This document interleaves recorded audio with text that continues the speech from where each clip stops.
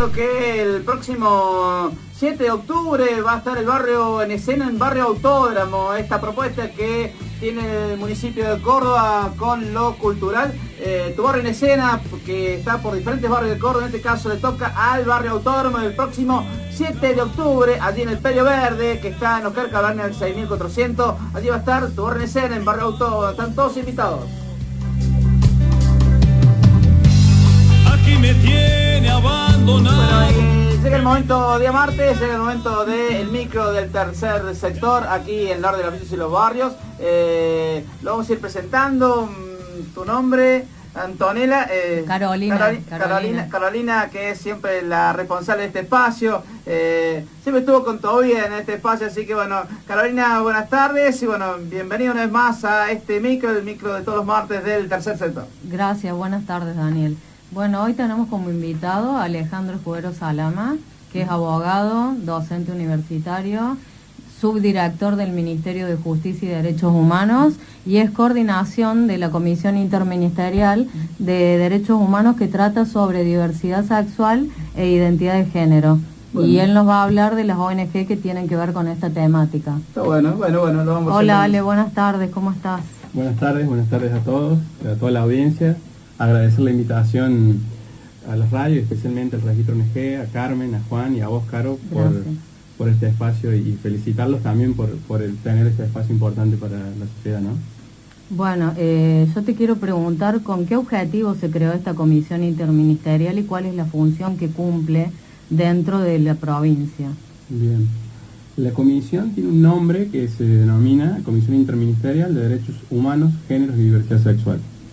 El objetivo es fundamentalmente trabajar las políticas públicas que hacen a un colectivo que es el denominado LGBTIQ, que significa lesbianas, gay, bisexuales, trans, intersex, queer y hoy se le agrega el signo más porque hay otras poblaciones que están dentro de esto que es el colectivo LGBTIQ.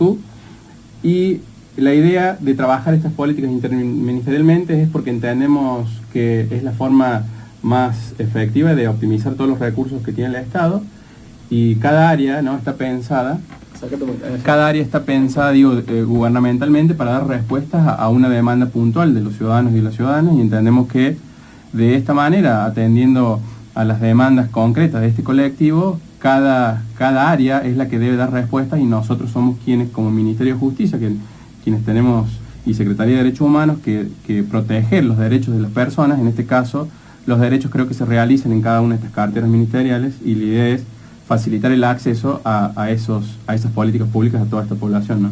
¿Y cuáles son las reparticiones que integran esta comisión? Bien, las reparticiones que la integran es la Secretaría de Equidad y Promoción del Empleo, el Ministerio de Gobierno a través del Registro de ONG y también a través de la Secretaría de Seguridad, la Agencia Córdoba de Deportes se sumó recientemente, la Agencia Córdoba Joven, el Ministerio de Desarrollo Social, el Ministerio de Educación, la Agencia Córdoba Cultura, no me quiero olvidar de otras áreas, pero el Ministerio de Salud,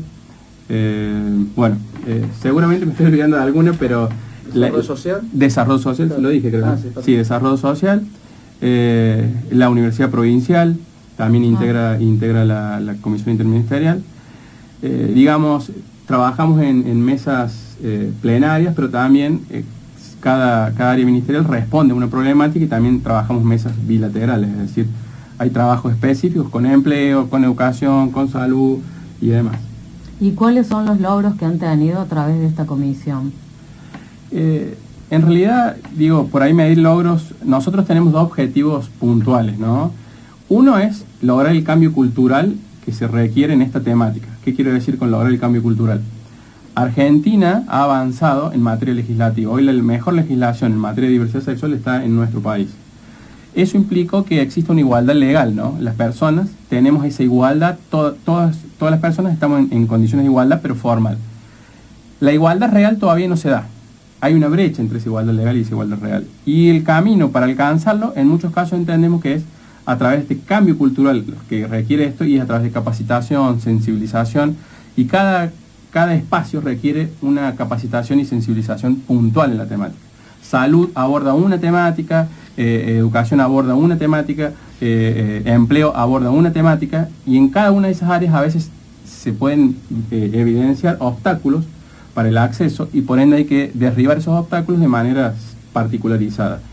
Y también trabajar hacia la sociedad, digamos, los focos de discriminación no solo son institucionales, sino también la sociedad produce mucha discriminación, en muchos casos por desconocimiento. Entonces creo que hay que sensibilizar, informar y capacitar a la población en general de qué hablamos cuando hablamos de diversidad sexual. Alejandro, tengo una pregunta. ¿Hay muchos colectivos que en el marco de la sociedad civil que están organizados en torno a la temática? Hay muchas organizaciones, digamos, si bien es una temática, si se quiere, reciente, hay muchos referentes y referentas que trabajan la temática, y en cantidad no son tantas, pero sí por ahí en el tiempo de militancia y en el tiempo de trabajo, ¿no? No todas están organizadas formalmente. Claro. De hecho, con el registro ONG que hoy nos invita, hemos iniciado un proceso de ofrecerle esta importancia que tiene a la organización, que de hecho viene trabajando mancomunadamente en pos de un objetivo común, a la importancia que implica a veces estar formalizada, y el paso que eso implica para poder acceder a muchas políticas, como programas sociales, como a subsidios, como un reconocimiento también de la sociedad, ¿no? Entonces, todo esto es un proceso, y esta temática, la experiencia a mí me dice que hay que caminarla, digamos, de esa manera, paso a paso, y así se van consiguiendo resultados importantes, ¿no? Más allá de que las necesidades a veces son más urgentes de esta población. Recordamos a la gente que estamos transitando el micro del tercer sector con Carolina Tor, entrevistando a Alejandro Escudero Salama, que es coordinador de la Comisión Internacional de Derechos Humanos por Diversidad del Ministerio de Justicia del Gobierno de la provincia de Córdoba. Carolina, ¿cómo seguimos? Bueno, yo te quiero preguntar cómo se realiza el proceso de sensibilización a la sociedad. Bien, como decimos que todas las audiencias no son iguales, es decir, nosotros necesitamos capacitar y que esa capacitación sea efectiva, es decir, que ayude a derribar las barreras que existen en diversos espacios. Capacitar a la sociedad en general es a través de enseñar de qué se habla cuando se habla de diversidad sexual. Lo hacemos a través de campañas, qué sé yo, el 17 de mayo pasado, la provincia decretó, que fue un hito a nivel de las políticas públicas LGTBIQ, el Día Provincial por la Igualdad y la No Discriminación por Orientación Sexual, Identidad y Expresión de Género. Y eso, simbólicamente, implica mucho, o sea, es un buen mensaje a la sociedad de la importancia de que cuando hablamos que nosotros hablamos de no discriminación y no de fobias, ni lesbofobia, ni homofobia, porque entendemos que a veces cuando no hablamos correctamente, es decir, cuando decimos, nadie creo que cuando ve a una persona de este colectivo le produce fobia, nadie se asusta si ve a una persona trans. Creo que cuando produce una acción que no es la adecuada, está discriminando ni más ni menos que eso, y con las consecuencias que eso tiene. En eso hay que educar. Y también creo que educar implica decir que hablar de diversidad sexual es hablar de lo cotidiano, de lo que nos pasa a todos. Todos somos parte de la diversidad sexual, no solo la población lesbiana, gays, trans. Las personas heterosexuales son parte de la diversidad sexual. Por ende, cuando hablamos de la diversidad sexual, hablamos de todas las orientaciones sexuales, de todas las identidades de género y de todas sus expresiones. Y eso es importante que la sociedad lo sepa, que lo empiece a conocer, y que también ese conocimiento implique para esto, para ir derribando estas barreras de discriminación. Luego, como decía, hay espacios que tenés que ir con una capacitación más específica. A las empresas tenés que bajarle cierta información que es importante, por ejemplo, en la forma de hacer las entrevistas, en la forma de cuando se les toma el preocupacional, en educación también, cómo se registra un alumno que se autopercibe y se presenta como una persona trans. Cada espacio requiere una información precisa, ¿no? Ya que hablaste de cómo deben manejarse las empresas, bien, al entrevistar a una persona diversa sexualmente, sí, o con otra identidad de género, yo te pregunto, ¿hay igualdad de oportunidades a nivel laboral? Debemos decir que lamentablemente no, por diversos motivos. Lo que relatan muchas personas de la población es la falta de acceso, y a veces transitan todo un proyecto de preselección y demás, y a veces cuando llegan a las instancias definitivas siempre se les presenta la duda si digo o no digo quién soy, con todo lo que eso implica, ¿no? Por ahí no tener la posibilidad de desplegar lo que uno es. Entonces creo que hoy justamente la igualdad de oportunidades no se está dando. Y esto son una de las barreras que digo. Hay que seguir trabajando, pero también es alentador de decir que nosotros hoy particularmente estamos trabajando con algunas empresas, hemos iniciado procesos de selección acompañando tanto a las personas, varones y mujeres trans, y a las empresas en este proceso porque manifiestan desconocimiento en la temática, pero también una apertura y esta instancia hay que valorarla. Hoy hay empresas dispuestas a trabajar la temática de la diversidad sexual, generando políticas no solo de no discriminación institucional, sino también de igualdad, es decir, generar instancias de accesibilidad a puestos de trabajo y también valorando las capacidades y habilidades de las personas, ¿no? Porque eso es en definitiva lo que uno busca, y eso hay que remarcarlo, es decir, la diversidad sexual o la diferencia es lo que hace que todos y cada una de las personas seamos únicos y diferentes, y eso creo que es lo que hay que poner en valor. Todos tenemos algo único y distinto para aportar, y eso que tenemos para aportar es muy valioso, y eso justamente porque es valioso hay que valorarlo y hay que permitir que se pueda desplegar, ¿no? Ale, te pregunto, en la construcción del discurso también hay que sensibilizar a la sociedad para que no caer, digamos, en la agresión, en la discriminación. Y sí, creo que hemos naturalizado algo que no es natural, es decir, tratar como un insulto a alguna orientación sexual, por ejemplo, y eso, si bien a veces creemos que es una broma, o digo, como dije, lo hemos naturalizado, eso produce principalmente a las personas que lo sienten un dolor, se le vulnera un derecho, ni más ni menos que eso. Entonces creo que el discurso, que es ni más ni menos que decir que saber de qué hablamos cuando hablamos de cierta temática, tenemos que ser muy atentos a esto. Hay que erradicar esos discursos que van produciendo estas discriminaciones, porque simplemente estamos produciendo una herida a una persona y a lo que una persona es, y creo que nadie quiere sentir por lo que es ser agredido. Entonces creo que debemos ir derribando esos preconceptos y esas conductas antidiscriminatorias, ¿no? Digamos, la comunidad LGTBIQ sí. Ha logrado el reconocimiento de las instituciones como son el Estado, la Iglesia, las escuelas. ¿Cómo se inserta, digamos, este tema en esas instituciones? El acceso ha sido progresivo. Creemos que hoy faltan muchos pasos para lograr el acceso pleno. Eso es una realidad. Son organizaciones que se han manejado, la lucha ha sido parte de su cotidianeidad, entonces aún siguen buscando estrategias para poder ingresar y acceder en igualdad de oportunidades a todos los espacios, las instituciones estatales, no estatales, privadas y demás. O sea, es un trabajo, cada uno disputa o se da su propia estrategia, pero aún es justamente algo por lo que luchan, ¿no? La Comisión Interministerial de la que vos formas parte, ¿ha creado algún plan de incidencia política? Mira, creemos que si bien nosotros somos parte de una gestión, ¿no? que gestionamos políticas públicas, la incidencia política a veces se ve como que la genera el tercer sector, en este caso, o la sociedad civil, para que las personas que tenemos la posibilidad de decidir, tomemos esas demandas y la hagamos algo concreto.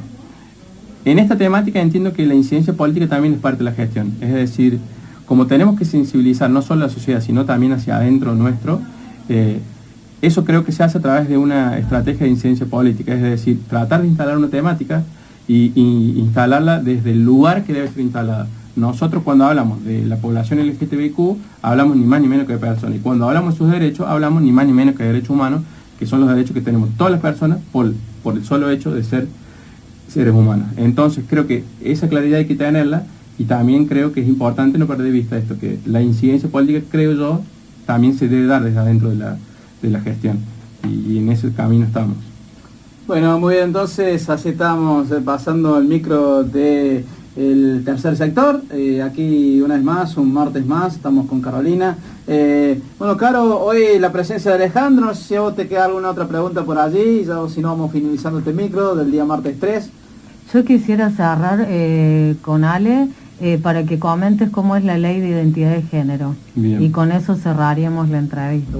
Bueno, bien, la ley es una ley pionera, como dije, es una ley que copia en otros países en el mundo. Es una ley que logró un avance legislativo y una igualdad legal importante, no obstante, la igualdad real no se da. Esta ley viene a sentar principios fundamentales, ¿no? Por un lado, reconoce a las personas, viene a reconocer un derecho que es el derecho a la identidad y a la identidad de género.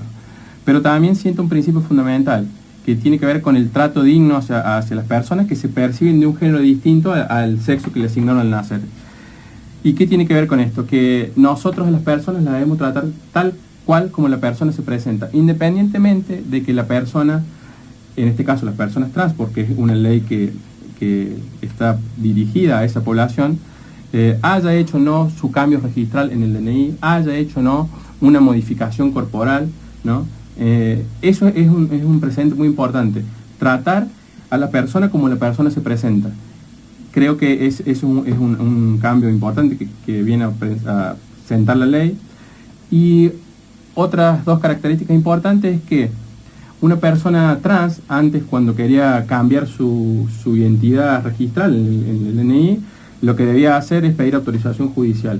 La ley de identidad de género lo que viene a hacer es a desjudicializar todo este tipo de trámites. Todos estos trámites se dan en sede administrativa. Bien, hoy nuestro registro civil está haciendo todos estos trámites con una celeridad importante.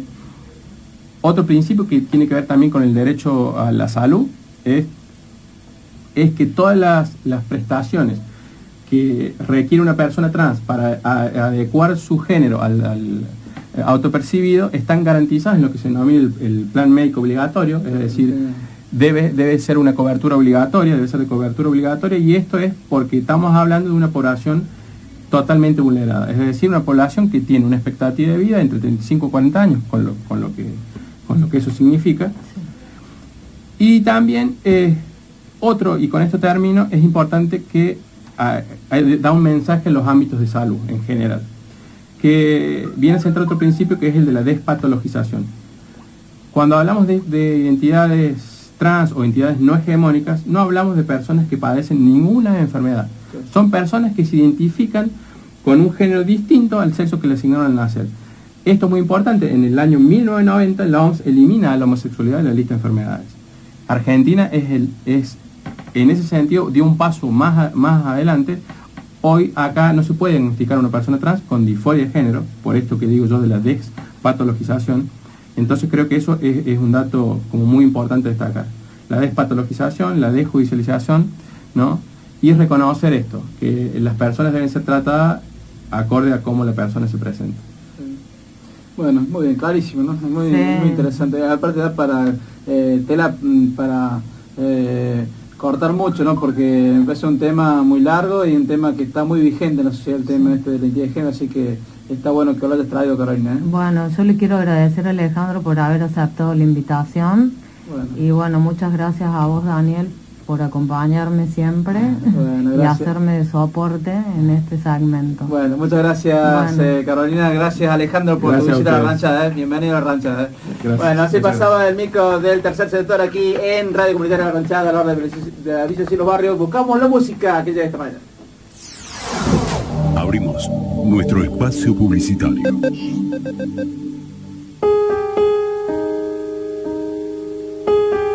La que lucha, la que va al frente siempre, la que inventó el boleto estudiantil que hoy imitan otras provincias, por suerte para los estudiantes de esas otras provincias, la que en lugar de subsidios entrega